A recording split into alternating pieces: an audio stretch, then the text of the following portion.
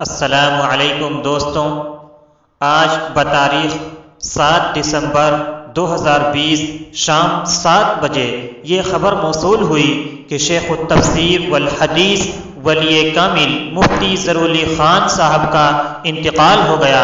انا للہ و انا الیہ راجعون۔ اللہ پاک استاذ محترم کی کامل مغفرت فرمائے، درجات بلند فرمائے اور جنت الفردوس میں اعلیٰ مقام عطا فرمائے۔ ناظرین، ولی کامل کا انتقال ہو گیا، لیکن آپ نے اپنے درس میں ایک بات کہی، وہ آپ کے دل میں ضرور کھٹکے گی۔ آپ اس ویڈیو کو دیکھیں۔ میں نے ورشا کو کہا، ورشا وقت کم ہے، میری روانگی ہے، سفر طویل ہے، بیا بار بار واپس ہو کے